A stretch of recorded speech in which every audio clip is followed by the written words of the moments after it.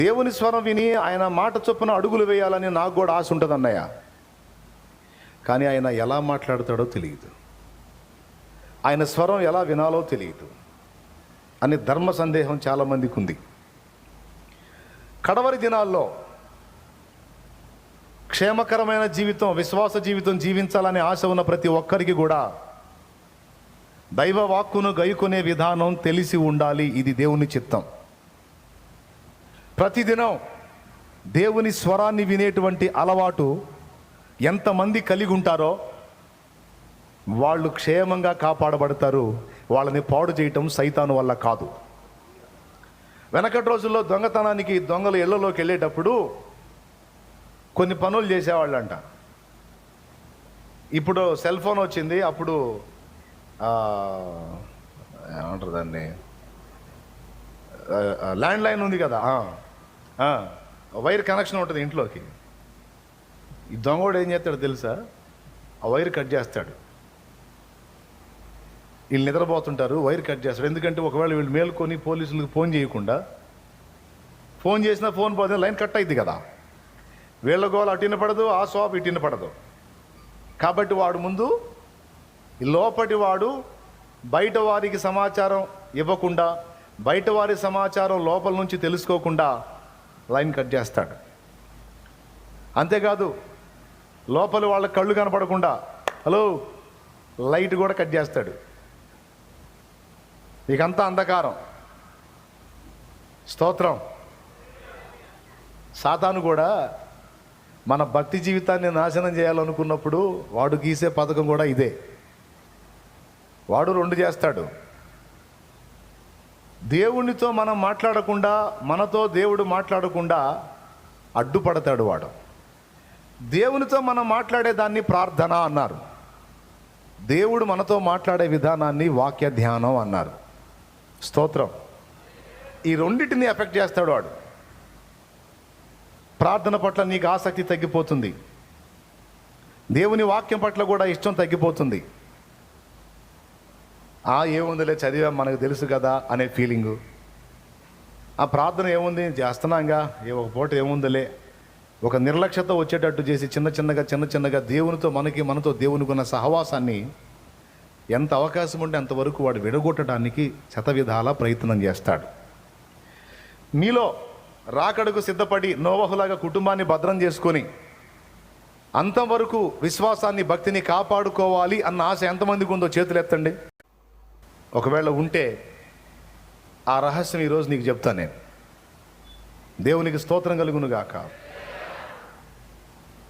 దేవుడు మాట్లాడితే ఆ మాటను మనం విని అడుగులు వేస్తే మనకు అన్ని విషయాల్లో జయం కలుగుతుందని ముందు మనం పాఠం నేర్చుకున్నాం. కానీ ఇప్పుడు వచ్చిన డౌట్ ఏంటంటే ఆ స్వరం ఎలా వినాలి, దేవుడు ఎలా మాట్లాడతాడు. నేను ఎన్నోసార్లు ఎన్నో రకాలుగా తిప్పలు పడ్డాను, కానీ నాతో ఆయన మాట్లాడలేదు. మీలాంటి సేవకులు మాట్లాడితే నేను వెళ్ళి కనిపెట్టాను కూడా, కానీ ఒక్కసారి కూడా ఆయన స్వరం నేను వినలేదు అని కొంతమంది హృదయంలో ప్రశ్న ఉంటుంది. కానీ వినాల్సిందే, దానికోసం సాధన చేయాల్సిందే.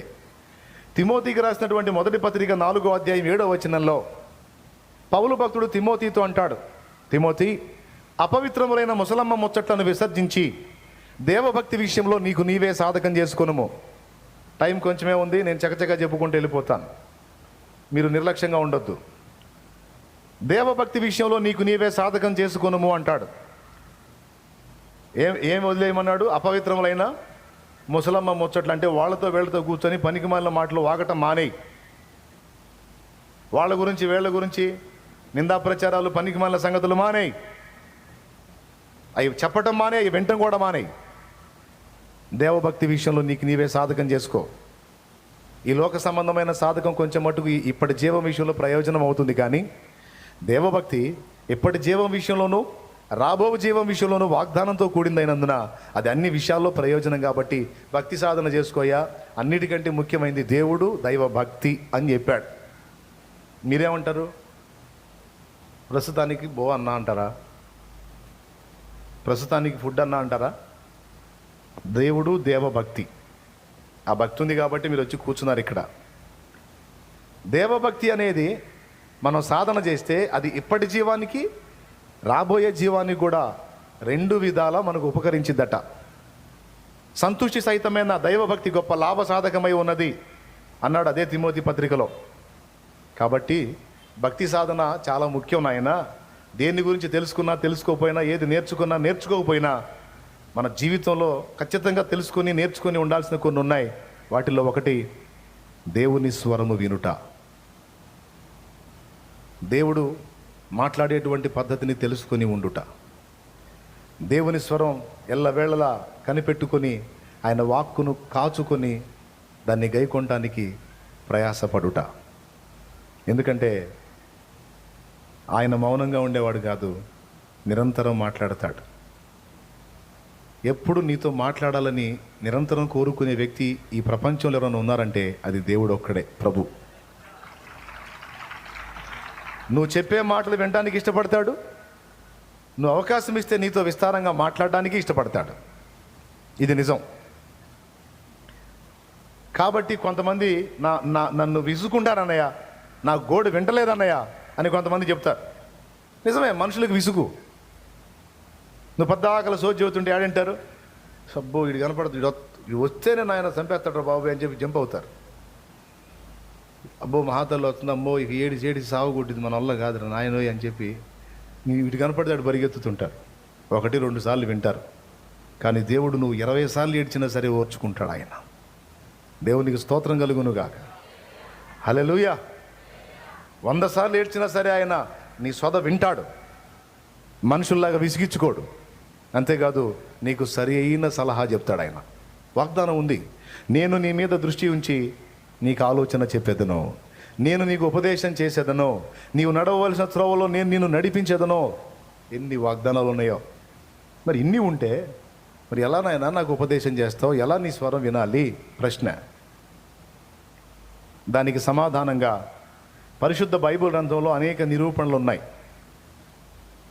పాత నిబంధనలోను క్రొత్త నిబంధనలోను కూడా దేవుని వాక్కు ఎలా వినాలో, దైవస్వరం ఎలా వినాలో మనకు అవగాహన కలగడానికి చాలా సంగతులు మన కోసం దేవుడు రాయించి పెట్టాడు. ఇది చాలా అత్యవసరమైన సంగతి. ఎందుకంటే దేవుని మాటను వినటం ఎవరైతే ప్రాక్టీస్ చేస్తారో, ఎవరైతే సాధన చేస్తారో వారికి ఎదురుండదో, వారికి తిరుగుండదో. సేవకుడైనా, సేవకురాలైనా, విశ్వాసైనా, పరిచారకుడైనా, పరిచారకురాలైన ఎవరైనా భక్తి సాధన చేయాలి, దేవుని యందు క్రమముగా నడవాలని ఆశ నీకుంటే ఖచ్చితంగా నువ్వు ఇది మాత్రం తెలుసుకొని ఉండాలి, దైవస్వరము వినుట.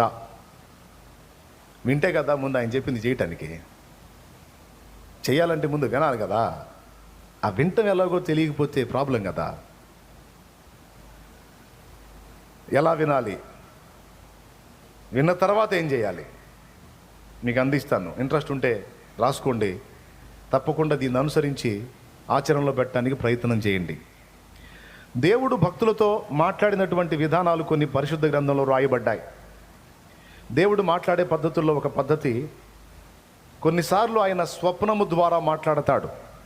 బైబిల్ గ్రంథంలో పాత నిబంధనలోను క్రొత్త నిబంధనలోను ఆదికాండంలో మీరు చూస్తే యోసేపు భవిష్యత్తు ఏం జరగబోతుందో ఒక స్వప్నంలో తేటగా దేవుడు బయలుపరిచాడు.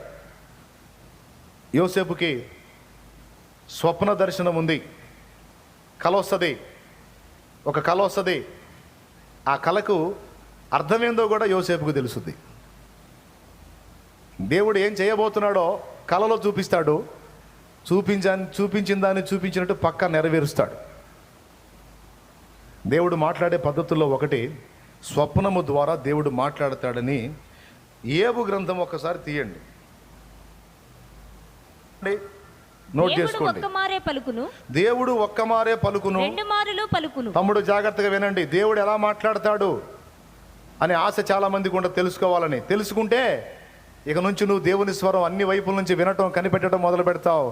ఇది పక్కా నువ్వు చేయగలిగావంటే ఇక వాడు ఎన్ని రకాల కుయుక్తులు పన్నినా నిన్ను గదిలించడం వాడి వల్ల కాదు. ఒక పక్క వాడు తీసుకొచ్చే వాడు చేస్తుంటే మరో పక్క దైవస్వరం నీకు వినబడతా ఉంటుంది. ఆ అలవాటు నీకు ఉంది కనుక నువ్వు క్షేమంగా కాపాడబడతావు. అందుకు చెప్తున్నాను. వద్దులే వద్దులే వద్దులే అవసరం లేదు, పాయింట్ వినండి అంతే చాలు. సంతోషం మీ ప్రోత్సాహానికి. ఏమనుంది అక్కడ? చదువు నాన్న. దేవుడు ఒక్క మారే పలుకును, రెండు మారులు పలుకును, అయితే మనుషులు అది కనిపెట్టరు. మంచం మీద కునుకు సమయమున మనుషులు కనిపెట్టరంట దేవుడు పలికేది. అంటే దేవుడు మాట్లాడుతానే ఉన్నాడు, కానీ మనుషులు పట్టించుకోరు. పట్టించుకున్నాడు ధన్యుడు. మంచం మీద కునుకు సమయమున గాఢ నిద్ర పట్టునప్పుడు కలలో రాత్రి కలుగు స్వప్నములలో, అదిగో కలలో రాత్రి కలిగే స్వప్నములలో దేవుడు మాట్లాడతాడనే మాట యోబు గ్రంథంలో స్పష్టంగా ఉంది. హల్లెలూయా. దీనికి నిరూపణ పాత నిబంధనలో ఉంది, క్రొత్త నిబంధనలో ఉంది. యోసేపుకు వాళ్ళు టైటిలే ఇచ్చేశారు అన్నోళ్ళు, ఈ కలలు గనువాడు వచ్చుచున్నాడని. యోసేపుకు ఒక టైటిల్ ఇచ్చేశారు, ఏంటో తెలుసా? కలలు గనేవాడు అని. తడవకి వెళ్తాడు, అన్నయ్య రాత్రి కళ్ళు వచ్చింది అన్నయ్య అంటాడు. ఏంటో చెప్పు అమ్మయ్య అంటారు వాళ్ళు. అప్పుడు నాకే మన చేలో పనలు ఉంటాయే, పనలు, ఆ పనలు కనపడుతున్నాయి అన్నయ్య. ఎలా కనపడ్డాయి? మరే మధ్యలో ఒక చిన్న పను ఉంది అన్నయ్య, నిలబడి 11 పనులు దాని చుట్టూ సాష్టాంగ పడుతున్నాయి అన్నయ్య. అట్లా చూపించాడు దేవుడు నాకు. అర్థం ఏందో చెప్పురా. అర్థమేముంది అన్నయ్య? అసలు దాని అర్థం ఏందని నేను దేవుని ముందు కనిపెడితే దేవుడు బయలుపరిచాడు అన్నయ్య. ఏంటిది? నిలబడ్డ పని ఎవరో తెలుసా? నేను. సాష్టాంగ పడ్డ పనులు ఎవరో తెలుసా? మీరే. ఇదేందన్నయ్య నాకు మీరందరూ నాకు కాలు మొక్కుతున్నారన్నయ్య. అప్పుడు వాళ్ళకి ఎట్టుంటుంది? అబ్బాయి కళ వచ్చిందంటరా, మొక్కండ్రా, కాలు మొక్కండి, కాలు మొక్కుతారా, తల ఒక తను ఉంటారా? దేవునికి స్తోత్రం. ఏం చేసి ఉంటారు కదా? కానీ యోసేపుకి వచ్చిన ఆ స్వప్న దర్శనం జరిగిందా లేదా? పక్కా. అది పాత నిబంధన యోసేపు స్టోరీ. క్రొత్త నిబంధనలో కూడా యోసేపుకు కలలో దేవుడు మాట్లాడాడు. స్వప్నములో దేవుడు యోసేపును హెచ్చరిస్తాడు. ఎందుకంటే యోసేపు మరియను ప్రదానం చేసుకున్న తర్వాత ఆమె గర్భవతిగా ఉంటుంది. డౌట్ వస్తుంది, ఇంతవరకు నేను ఈమెను తాకనైనా తాకలేదు, ఈమె గర్భిణీగా ఎలా ఉంది అని సందేహం వచ్చింది. వచ్చినప్పుడు యోసేపు ఆలోచనలో పడతాడు. నేను ఈమెని పబ్లిక్ చేశాను అనుకో, రాళ్లతో కొట్టి చంపేస్తారు. ఎందుకు పాపం ఆమెను అవమానపరిచేది, ఆమెను చంపేది? సరే రహస్యంగా వదిలేద్దామని అనుకున్నాడు, నీతిమంతుడు గనుక. నలుగురిలో ఆరాడిపరచడం ఎందుకు? సరే ఏదో తేడా పడినట్టు ఉందిలే, పోని రహస్యంగానే ఉంచుదాం అనుకున్నాడు. దూత ప్రత్యక్షమై, యోసేపు, మరియ గర్భం ధరించినది మనుషుని వల్ల అయినది కాదు, పరిశుద్ధాత్మ శక్తి ద్వారా ఆమె కన్య. వాస్తవంగా ఆమె గర్భవతి అయింది. పరిశుద్ధాత్ముడే ఆమె గర్భంలో ఒక పిండాన్ని రూపుదిద్దాడు. ఆ పిండం ఎవరో కాదు, లోకం మొత్తానికి రక్షకుడుగా, అందరినీ రక్షించబోతున్న రక్షకుడే ఆమె కడుపులో ఉన్నాడు. కాబట్టి ఆమెను చేర్చుకున్నటకు భయపడవద్దు అంటాడు. ఇది స్వప్నంలోనే. తర్వాత తూర్పు దేశపు జ్ఞానులకు కూడా స్వప్నంలోనే హేరోదు కుట్రను దేవుడు బయలుపరుస్తాడు. తర్వాత 2 సంవత్సరాలలోపు పిల్లల మొత్తాన్ని చంపేయమనే ఆజ్ఞను హేరోదు బయలుపరచక మునుపు స్వప్నము ద్వారానే యోసేపు హెచ్చరించబడి ఐగుప్తుకు వెళతాడు. తర్వాత మళ్ళా స్వప్నము ద్వారానే ఐగుప్తు నుండి నజరేతుకు పంపబడతాడు. ఈ విధంగా పాత నిబంధనలోను క్రొత్త నిబంధనలోను కలల ద్వారా స్వప్నముల ద్వారా దేవుడు మాట్లాడినట్టు స్పష్టంగా ఉంది. నంబర్ 1. నంబర్ 2, దర్శనం. గాఢ నిద్రలో వచ్చేది కళ, మెళకువలో వచ్చేది దర్శనం. ప్రజెంట్ మాత్రం ఎవరు కలగనొద్దు, దర్శనం చూడొద్దు. నన్ను చూడండి, చెప్పే మాటలు వినండి, ఇంటికి పోయినాక ట్రై చేయండి మీకు ఇంట్రెస్ట్ ఉంటే. పాత నిబంధనలోను క్రొత్త నిబంధనలోను కూడా ఈ దర్శనాన్ని గూర్చినటువంటి ఉదంతాలు ఉన్నాయి. క్రొత్త నిబంధనలో మనం చూస్తే అపోస్తల కార్యం 10వ అధ్యాయం, జస్ట్ నోట్ చేసుకో. అపోస్తల కార్యం 10వ అధ్యాయం 1వ వచనం నుంచి చదివితే, కొర్నేలి అనే వానికి దర్శనమందు తేటగా దూత కనబడి అతన్ని గూర్చినటువంటి విషయాలు, పేతురుని పిలిపించే సంగతులను గూర్చి దర్శనములో తేటగా మాట్లాడినట్లు లేఖనంలో ఉంది. దేవునికి స్తోత్రం. అలాగే మీరు గమనించినట్లయితే నిర్గమాకాండం 3వ అధ్యాయంలో మండుచున్న పొదలో యెహోవా దూత మోషేకు ప్రత్యక్షమయ్యాడు, దర్శనమిచ్చి మోషేతో మాట్లాడాడు. దేవునికి మహిమ. అదైతే ఫేస్ టు ఫేస్. కొర్నేల్దైతే దర్శనం పరవశంలో ఉన్నప్పుడు స్పష్టంగా దూత కనబడి మాట్లాడుతున్నాడు. ఇదే దర్శనం అదే అపోస్తల కార్యం 10లో యొప్పేలో ఉన్నటువంటి సీమోను పేతురు కూడా మిద్దె మీద 4 చెంగులు పట్టినటువంటి దుప్పటి దించబడుట అనే దర్శనం కలిగింది. ఎంతమందికి తెలుసు అది? దేవునికి స్తోత్రం. సో ఆయన మోకాళ్ళుని ప్రార్థనలో ఉన్నాడు, పరవశుడై ఉన్నాడు, ఆయనకు దర్శనం కలిగింది. ఇక్కడ కూడా కొర్నేలి ప్రార్థనలో ఉన్నాడు, పరవశంలో ఉన్నాడు, దర్శనం కలిగింది. బాగా ప్రార్థనలో దేవునికి మనసును కనెక్ట్ చేసినప్పుడు దేవుడు ఏదైనా మనకు చెప్పాలనుకుంటే, సూచించాలనుకుంటే దర్శనము ద్వారా మనకు బయలుపరచడం అనేది ఉంది అని బైబిల్ సాక్ష్యం ఇస్తుంది. యోహాను రాసిన ప్రకటన గ్రంథం మొత్తం కూడా ఆయన చూసిన దర్శనమే. ప్రభు దినమందు నేను పరవశుడనై ఉండగా ప్రభువు నాకు కొన్ని దర్శనములు బయలుపరిచాడు, నన్ను తీసుకెళ్ళి చూయించాడు.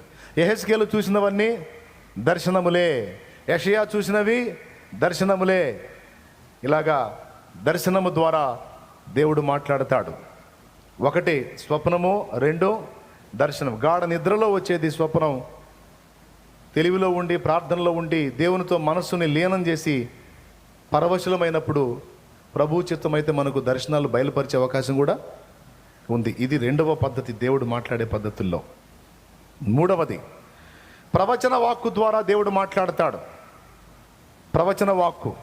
ఇందాక దైవజనుడు వచ్చి కూర్చున్నాడు, ఆయన పరవశుడై కొన్ని మాటల్ని ప్రవచించాడు.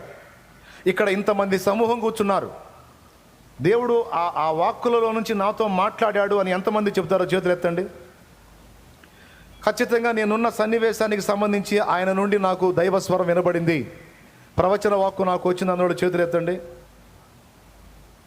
అది ప్రవచనం అంటే భవిష్యత్తులో సంభవించేదే కాదు, గడిచినది కూడా వెల్లడి చేయుట ప్రవచన వాక్కు. ప్రవచనం అంటే భవిష్యత్తులో జరిగేవి మాత్రమే అనుకుంటారు కొంతమంది. నో, గతించిన కాలంలోని విషయాలను వెల్లడిపరచడం కూడా ప్రవచనంలో భాగమే. ఇది కొరింథీయులకు రాసినటువంటి మొదటి పత్రిక 14వ అధ్యాయం మీరు చదవగలిగితే అందులో ఈ మ్యాటర్ మీకు దొరికింది. సంఘమంతా కలిసి ప్రవచిస్తుండగా మారు మనసు పొందనివాడు, అన్యుడైన వాడు ఒకవేళ మీ మధ్యలోకి వస్తే అతడు అందరి చేత బోధింపబడిన వాడై, హెచ్చరింపబడిన వాడై తన పాపములను గుర్తు చేసుకొని పశ్చాత్తాపడి ప్రభు మీ మధ్య ఉన్నాడని గుర్తెరిగి సాష్టాంగ పడతాడు అనండి. అంటే ప్రవచనం ద్వారా భవిష్యత్ సంభవాలే కాదు, గడిచిపోయిన విషయాలు కూడా బయలుపరిచే అవకాశం ఉంది, మాట్లాడే అవకాశం ఉంది. స్తోత్రం చెప్పండి, గట్టిగా చెప్పండి. ఒకసారి ఒకరు చూడండి. ఇది చాలా ముఖ్యమైన సందేశం కాబట్టి ఖచ్చితంగా మీకు మత్తుగమ్మే అవకాశం ఉంటుంది. మధ్యప్రదేశ్ ఖాళీ అయిపోయింది కదా, ఇక నీరసం వచ్చి కొంతమంది అంటుంటారు కళ్ళేం ఓపెన్ కావు అంటుంటారు. రావై బయట ఓపెన్ కావు. నేను అర్థం చేసుకుంటాను.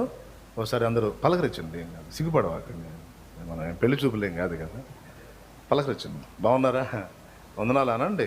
చేతులు, కరోనా భయం లేదుగా, చేతులు కలపండి. ఈ ఉపదేశం నా గుండెల్లో ఉండటమే, అది అసలు సంగతి. చాలు, చాలా సంతోషం. ఓకేనా. 3వది ప్రవచనం. ఈ ప్రవచనం అనేది కొన్నిసార్లు నలుగురుగా కలిసి ప్రార్థన చేస్తున్నప్పుడు ఎవరైనా పరవశులై ఉంటే వాళ్ళ నుండి పరిశుద్ధాత్మ పలికించే అవకాశం ఉంది. కొన్నిసార్లు ఈ ప్రవచన వాక్కు నలుగురుగా కూడి ప్రార్థన చేస్తున్నప్పుడు రావచ్చు, లేదా నువ్వు దేవుని మందిరానికి వెళ్ళినప్పుడు ఉపదేశానికి నిలబడ్డ దైవజనుని నోట నుండి కూడా నీకు ప్రవచన వాక్కు రావచ్చు. Praise the lord. నలుగురుగా కూడినప్పుడు వచ్చిద్దా అంటారేమో. క్రొత్త నిబంధనలో పౌలు కాలంలో అగబు అనే ఒక ప్రవక్త ఉన్నాడు.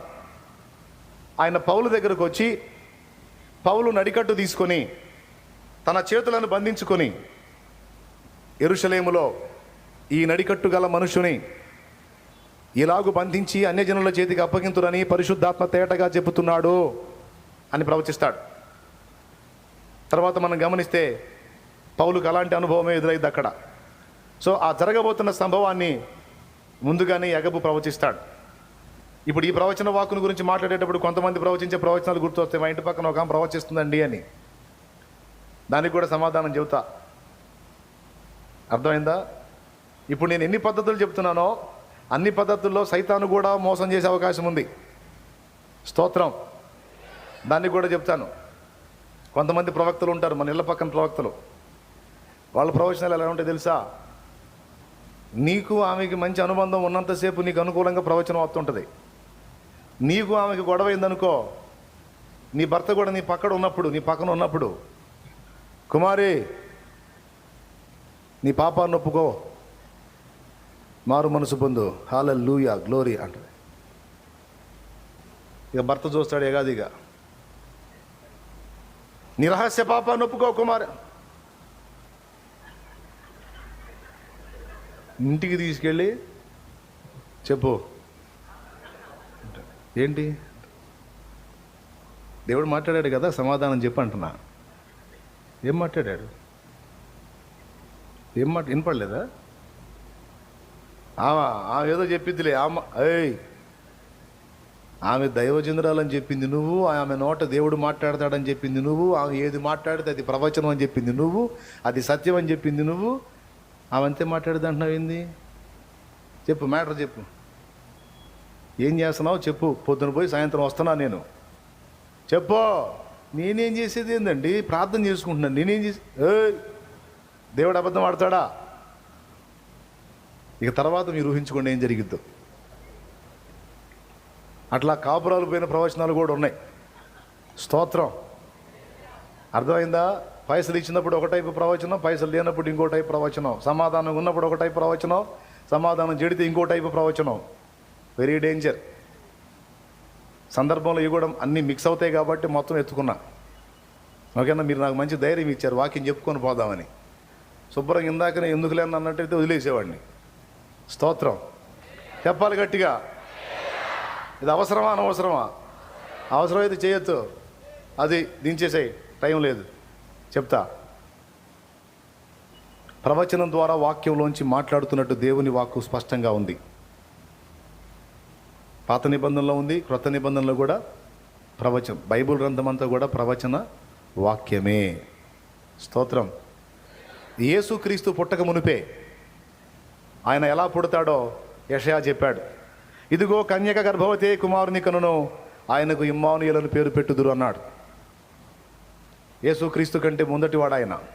దాదాపు 700 సంవత్సరాల కంటే పైచిలుకు ముందటివాడు ఆయన యెషయా భక్తుడు. 700 సంవత్సరాల తర్వాత జరగబోయేటువంటి సంభవాలన్నింటినీ కూడా చాలా అద్భుతంగా ప్రవచించాడు ఆయన. యెషయా గ్రంథం 7వ అధ్యాయంలో కన్యక గర్భవతి అయి కుమారుని కనును, అతనికి ఇమ్మానుయేలు పేరు పెట్టుదురు అన్నాడు. యెషయా గ్రంథం 9లో ఏలయనగా మనకు శిశువు అనుగ్రహించబడిను, మనకు కుమారుడు అనుగ్రహించబడిను, మనకు శిశువు పుట్టెను, అతని భుజముల మీద రాజ్యభారం ఉండునని యేసును గూర్చే ప్రవచిస్తాడు. అదే యెషయా గ్రంథం 53లో యేసు శిలువ బలియాగం చాలా స్పష్టంగా ముందే ప్రవచించినట్టుగా యెషయా గ్రంథం 53లో మనం చూస్తాం. కాబట్టి భవిష్యత్తులో జరగబోయే సంభవాలు ప్రవచించిన ప్రవచనాల గుర్తులు బైబిల్లో ఉన్నాయి. కాబట్టి ప్రవచన వాక్కు ద్వారా కూడా దేవుడు మాట్లాడతాడు. ఈ ప్రవచన వాక్కు భక్తి కలిగిన వ్యక్తుల ద్వారా నీకు అందొచ్చు, లేదా దైవజనుడు ఉపదేశానికి ఉపక్రమించినప్పుడు దైవజనుని నోట నుండి కూడా నీకు ప్రవచన వాక్కు రావచ్చు. ఓకే. 3. 4వది, దేవుడు మాట్లాడే పద్ధతిలో 4వది ప్రేరేపణ ద్వారా ఆయన మాట్లాడతాడు. ప్రేరేపణ ద్వారా మోషే ప్రత్యక్ష గుడార నిర్మాణానికి పూనుకున్నప్పుడు దేవుడు వారి మనసులను ప్రేరేపించిన కొలది వారు తీసుకొచ్చి మోషేకి అమౌంట్ ఇచ్చారంట, వెండి బంగారులు వాళ్ళ కలిగిన సమస్తం. అలాగే ఎజ్రా గ్రంథం 1వ అధ్యాయం 1వ వచనం మీరు చూడగలిగితే, రాజైన కోరేషు మనసును దేవుడు ప్రేరేపింపగా అని ఉంటుంది. 4వది ప్రేరణ ద్వారా ఆయన మాట్లాడతాడు. వాస్తవంగా రోజు కూటానికి వస్తున్నావు, విను, రోజు కూటానికి వస్తున్నావు. ఈరోజు పొద్దున ఇంకా ఏదో ఇక చిన్నగా లైన్లోకి వెళ్దాం అనిపించింది, నీకు ఫిక్స్ అయిపోయావు. ఇంకేం పోతాంలే, 3 రోజుల నుంచి వెళ్తున్నాగా కూటానికి, పొద్దున పోతున్నావు, సాయంత్రం పోతున్నావు, ఇక ఆఖరి రోజుగా ఇంకేముందిలే, ఇక ఈరోజు బాగుపోతే ఏం పోయిందిలే, ఇక 3 రోజుల నుంచి పనులు మానుకొని ఉన్నాం, వెళ్దాంలే, ఇంకా ఏదో తిప్పలు పడాలి కదా, పొట్ట తిప్పలు పడాలి అన్నట్టుగా అనిపించి ఫిక్స్ అయ్యావు. కానీ రెడీ అవుతుండగానే వర్క్కి వెళ్ళాలి, లేకపోతే ఏమేమి పనులు చక్కబెట్టాలనే ఆలోచనలు చేసుకుంటా ఆడికి వెళ్దాం, ఈడికి వెళ్దాం, ఆ పని చేద్దాం, ఈ పని, ఏదో మదనం జరుగుతుంది నీ మనసులో. సడన్గా ఆలోచన వచ్చింది, అవేవి వద్దు, ఈరోజు కూడా కూటానికి పో, ఈరోజు కూడా కూటానికి పోదాం, ఈరోజు కూడా కూటానికి పోదాం, ఈరోజు కూడా కూటానికి వెళ్దాని ప్రేరణ కలిగింది నీలో. ఈ ప్రేరణ నీలో మెల్లని స్వరం కాదు, బలమైన స్వరంగా బలపడింది. అప్పటిదాకా మిగిలినవన్నీ అటు పోవాలి, ఈరోజు ఆ పని చక్క పెట్టాలి, 3 రోజులైంది అటు పోయి అది చూడాలి, ఇది చూడాలి, ఈ ఒక్కరోజు ఏముందిలే, ఇక చివరి రోజుగా రాత్రి కూటంతో అయిపోయిందిగా అని ఏదేదో అనుకుంటా నీ మనసులో ఆ స్వరాలన్నీ వినపడతా ఒక్కసారిగా మొత్తం డౌన్ అయిపోయి, ఏమైనా కానీ ఈరోజు కూడా పోవాల్సిందే, ఏమైనా కానీ ఈరోజు కూడా పోవాల్సిందే, ఏమైనా కానీ ఈరోజు కూడా కూటానికి పోవాల్సిందే. ఇది బలపడింది. దేవునికి స్తోత్రం కలుగును గాక. ఈ ప్రేరణ నిన్ను బలవంతం పెట్టినందున పరిగెత్తుకుంటూ వచ్చావు, లేకపోతే పొరపాటును కూడా వచ్చే అవకాశం లేదు. ఎంతమంది ఒప్పుకుంటారు? నాదైతే అదే పరిస్థితి అన్నోళ్ళు చేతులు ఎత్తండి. అద్దుగో, స్పష్టంగా ఎవరు మాట్లాడారు నీతో? ఆ విధంగా నిన్ను ఎవరు ప్రోత్సహించారు? పరిశుద్ధాత్మ నీలో ఉండి నిన్ను ప్రేరేపించాడు. ఈరోజు ఒక ముఖ్యమైన సమాచారం నీకు ఇవ్వబోతున్నాను, పద నా సన్నిధికి పద, నీ జీవితకాలానికి ఉపయోగపడే పాఠం ఒకటి నేర్పుతాను పద అని దేవుడు తోడుకొని వచ్చాడు. చక్కని ఆరాధన ద్వారా మహింపరచబడ్డాడు. ఆయన సన్నిధి మన మధ్య దిగి వచ్చి ఉన్నది. ఇప్పుడు నువ్వు నమ్మినా నమ్మపోయినది నిజం. హల్లెలూయా. 4వది, ప్రేరేపణ ద్వారా దేవుడు మనతో స్పష్టంగా మాట్లాడేటువంటి అవకాశం కూడా ఉంది. నువ్వు ఏదేదో అనుకుంటావు, అప్పటిదాకా ఆలోచనలను ఒక్కసారిగా బ్రేక్ కొట్టేసి నేను ఇంకొకరిని తీసుకెళ్తాడు ఆయన. ఒకసారి నేను ఒక ఊరు ప్రయాణం అయ్యాను, బయలుదేరి వెళ్తున్నాను, కొంత దూరం కూడా వెళ్ళాను. వెళ్ళిన తర్వాత అక్కడికి వెళ్ళాలి, ఏమేం చేయాలి, ఏం సంగతి అని ఏవో రకరకాలుగా అనుకుంటున్నాను. ఒక తల్లి నా మనసులోకి వచ్చేటట్టు చేశాడు. ఆమె భర్త బలహీనుడు, జబ్బుతో బాధపడుతున్నాడు, తను చాలా బీదరాలుగా ఉంది, చాలా కఠినమైన పరిస్థితి ఉంది. ఆ మనిషిని నా జ్ఞాపకాల్లో తెచ్చాడు దేవుడు. తీసుకొచ్చి నన్ను ఇక బలపరుస్తున్నాడు. ఏమన్నా తెలుసా? నువ్వు వెళ్ళాలనుకున్న దగ్గరికి వెళ్ళొద్దు, ఇదిగో నీ జ్ఞాపకాల్లోకి వచ్చిన ఈ తల్లి దగ్గరికి నువ్వు వెళ్ళు, ఆ బలహీనుడైన ఆ వ్యక్తి దగ్గరికి నువ్వు వెళ్ళు అని ఆ ప్రేరణ బలపడుతుంది. బలపడి అయ్యా ఆపు, వాహనం ఆపు, అటొద్దుగా ఇటు పోదాం పదా అని తీసుకెళ్ళా. అక్కడికి వెళ్ళిన తర్వాత నన్ను దేవుడు ఆమెకు సహాయం చేయమని ప్రేరణ కలిగించాడు. కొంత డబ్బు ఆమె చేతిలో పెట్టన్నాడు. పెద్ద డబ్బు, పెద్ద మొత్తం ఏం కాదు, ఒక 3,000 రూపాయలు తీసి ఆమె చేతిలో పెడితే ఆమె కన్నీళ్లు పెట్టి ఏడుస్తూ ఉన్నాయి. ఎందుకంటే ఈయనకి మందులు అయిపోయినాయి, ఈయన చాలా ఇబ్బందిగా ఉన్నాడు, నా చేతిలో మనీ లేదు, మోకాళ్ళుని ప్రభువా నాకు సహాయం పంపని ప్రార్థన చేస్తూ ఉన్నాను 2 రోజులుగా, దేవుడు నీతో మాట్లాడి తీసుకొచ్చి నాకు ఈ సహాయం ఇప్పించాడు, ఇప్పుడు నేను తీసుకెళ్ళి మందులు కొనుక్కుంటాను. ఆమె ఆ మాట చెప్పినప్పుడు నేను కూడా ఏడ్చి ఆయన కోసం ప్రార్థన చేసి కృతజ్ఞతలు చెప్పి వచ్చాను. కొన్నిసార్లు మనం అనుకున్న చోటుకి వెళ్ళాం, మనం అనుకున్న చోటుకి వెళ్తాం, ఏం జరిగిందో అర్థం కాదు. ఏం జరిగింది? దేవుడు ప్రేరణ ద్వారా మాట్లాడి బలపరిచి తీసుకొచ్చాడు నిన్న. ఇలాంటి అనుభవాలు కూడా కొంతమందికి ఉంటాయి. ఎన్నైనాయి? పెద్దగా చెప్పండి. పరిస్థితుల ద్వారా దేవుడు మాట్లాడతాడు. 5వది, పరిస్థితుల ద్వారా. కొన్నిసార్లు మన దగ్గర మొండితనం ఉంటుంది, మొరాయింపు ఉంటుంది. దేవుడు ఒకటి చెబితే మనం ఒకటి చేస్తాం పెడగా. అది నీ క్షేమకరం కాదు, అది వద్దు అంటాడు దేవుడు. ఆగంగా అది మనకిష్టమైద్ది, చేయటానికి ముందుకు వస్తాం. ఉదాహరణకి యోనా, నినివే వెళ్ళి వాళ్ళకి ప్రకటించు, 40 దినాల్లో నాశనం రాబోతుందని ప్రకటించుమని దేవుడు యోనాతో మాట్లాడితే, నినివే పట్టణస్థులు రక్షణ పొందడం యోనాకి ఇష్టం లేదు. అష్షూరీయులు వాళ్ళు, ఇశ్రాయేలుకు శత్రువులు, వాళ్ళు నాశనం కావాలా, నేను పోయి చెప్పను అని పోయి తర్షీషు వెళ్ళేటువంటి ఓడ ఎక్కుతాడు. తర్వాత ఏం జరిగిందో మీకు తెలుసు. ఓడ ఎక్కి ఓడ అడుగు భాగంలోకి వెళ్ళి నిద్రిస్తాడు, గాఢ నిద్రలోకి వెళ్తాడు. అయితే ఓడ సజావుగా సాగదు, పెను తుఫాను దాటికి గురై మునకకు దగ్గర అయిపోతూ ఉంటుంది.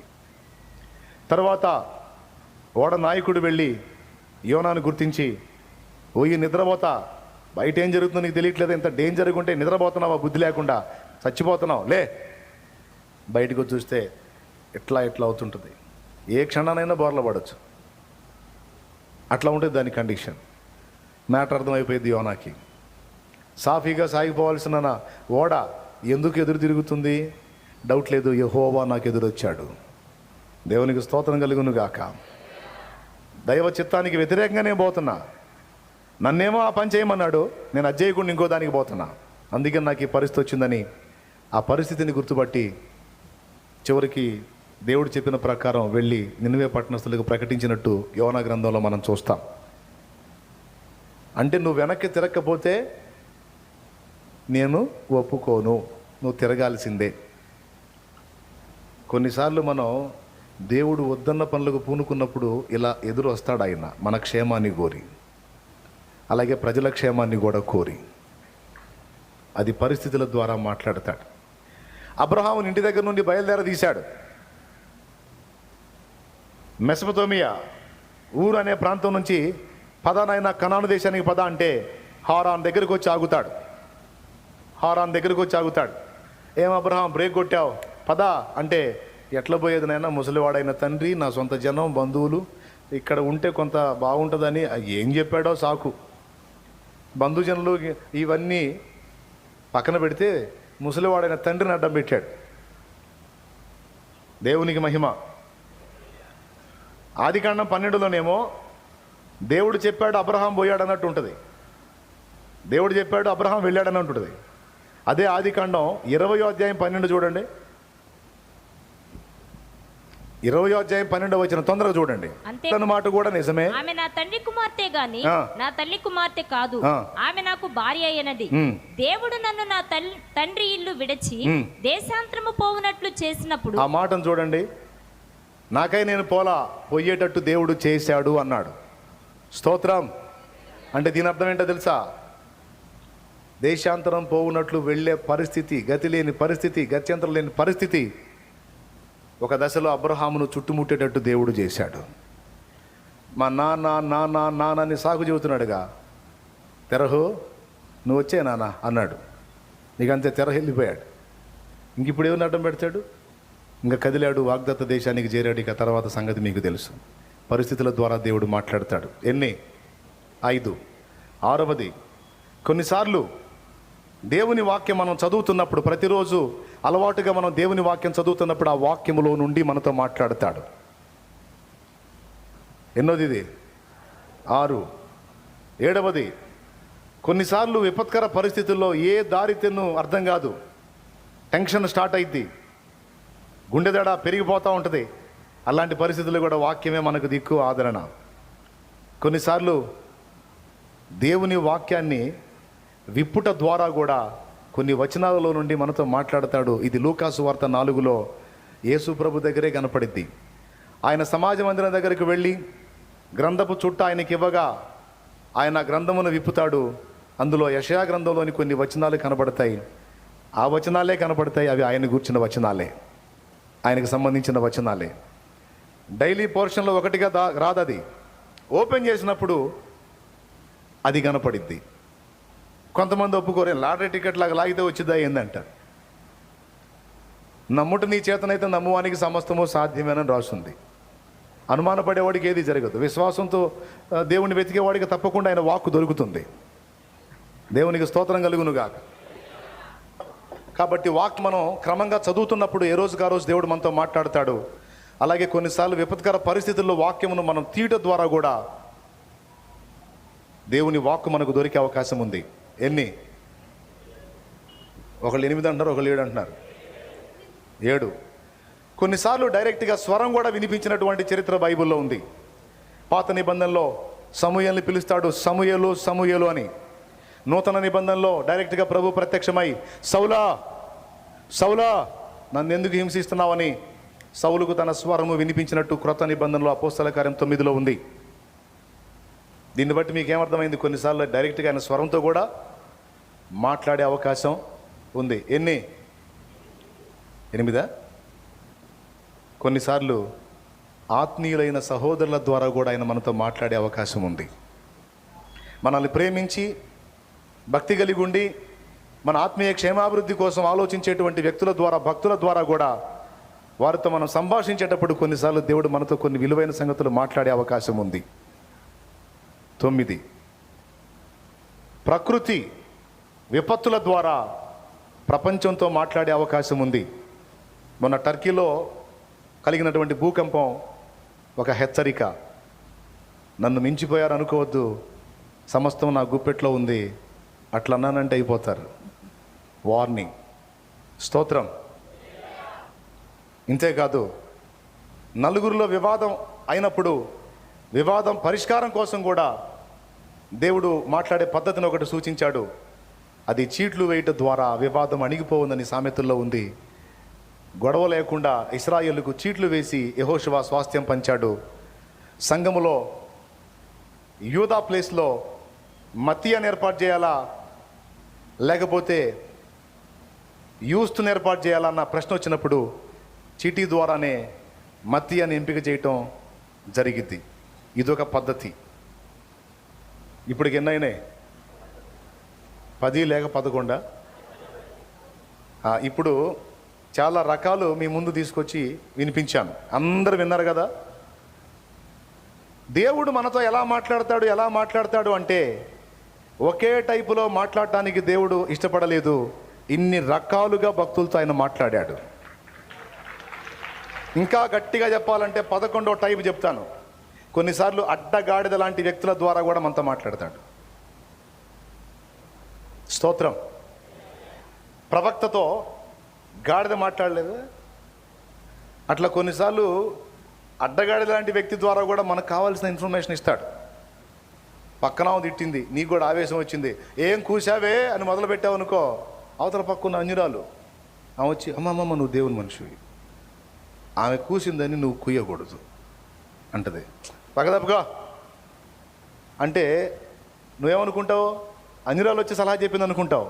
కానీ ఆమెను ప్రేరేపించి ఆమెలో ఉండి నిన్ను హెచ్చరించింది దేవుడే.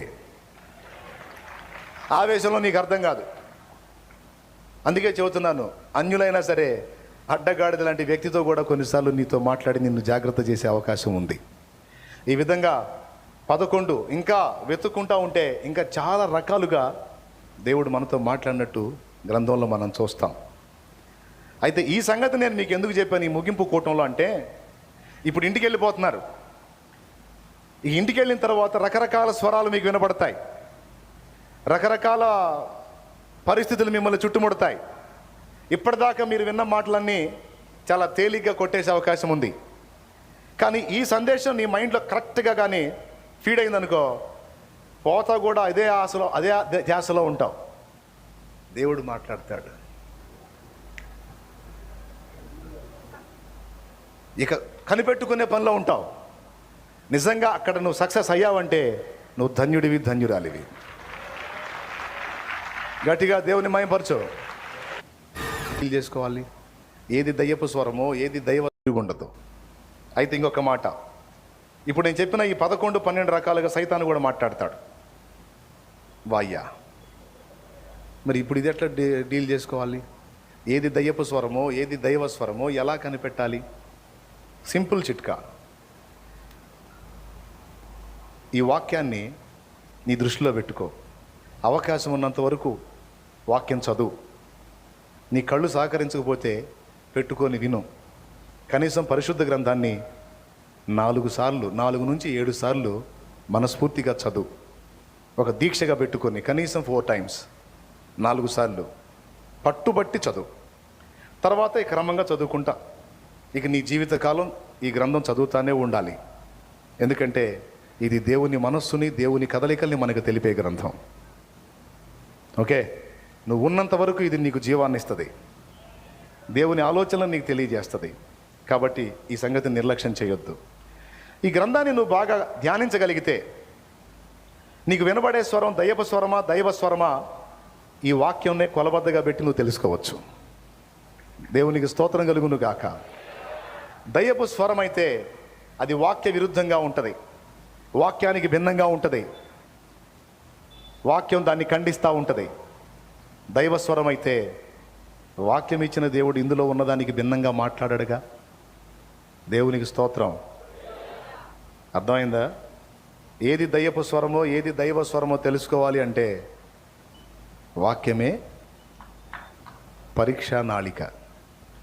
వాక్య ప్రకారం అది ఉన్నట్టయితే స్వప్న దర్శనం కావచ్చు, మామూలు దర్శనం కావచ్చు, నీకు వినబడ్డ ప్రవచనం వాక్కు కావచ్చు, ఇంటి పక్క ప్రవచనం కావచ్చు, ఇంటి వెనక ప్రవచనం కావచ్చు, ఎవరన్నా పలకని అయ్యగారి ప్రసంగం కావచ్చు,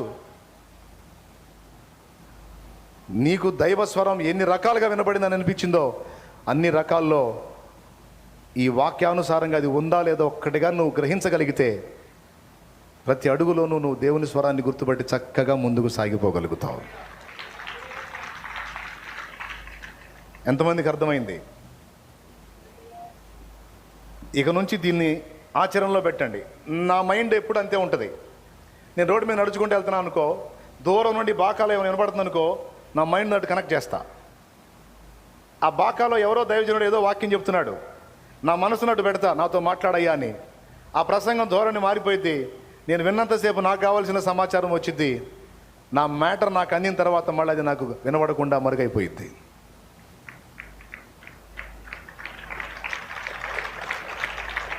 ఇంట్లోకి వెళ్ళి గదిలోకి వెళ్తా, గోడ మీద వాగ్దానాలు ఉంటాయి. ఒక్కోసారి మనసు కలత చెంది ఏదైనా కృంగిన స్థితిలో అట్లా గోడ వైపు చూశాను అనుకో, అక్కడ వాగ్దానంలో కరెక్ట్గా నేను ఏ వేదంలో ఉన్నానో దానికి ఆన్సర్ ఉంటుంది అక్కడ. ఇట్లా ప్రతి వైపు నుంచి కూడా ఆయన స్పర్శని, ఆయన కదలికల్ని గుర్తుపట్టి అడుగులు వేయగలిగితే నిన్ను చెడగొట్టడం ఎవ్వడి వల్ల కాదు. ఎంతమందికి అర్థమైంది? ఏమర్థమైంది? దేవుని స్వరం ఎలా వినాలో, ఏది దైవ స్వరమో ఏది దయ్యపు స్వరమో ఎలా గుర్తుపట్టాలో తెలుసుకున్నారు. ఇక నుంచి దాన్ని ఆచరణలో పెట్టి మీరు ఆ ప్రకారం అడుగులు వేయగలిగితే రాబోతున్న భవిష్యత్ అంతా కూడా శుభప్రదమైన నిరీక్షణతో మీరు వర్ధిల్లుతారు. మీ పిల్లలకు కూడా ఈ అనుభవాలు నేర్పండి. దేవుడు నీతో ఏ టైంలో ఎలా మాట్లాడి నిన్ను ఎలా బ్యాలెన్స్ చేశాడో, నీకు ఎలాంటి విజన్ ఇచ్చాడో, దాన్ని ఎలా నెరవేర్చాడో ఆ నిరూపణలన్నీ కూడా వారితో పంచుకోండి. వారు కూడా దేవునికి సమీపమై దేవుని దగ్గర నుండి అలా దేవుని వాక్కును పొందుకొని వారు కూడా దేవుని మార్గంలో సాగిపోయేటట్టు వారిని కూడా భక్తి సాధనకు ప్రోత్సహించండి. కృప మనందరికీ తోడై ఉండునుగాక.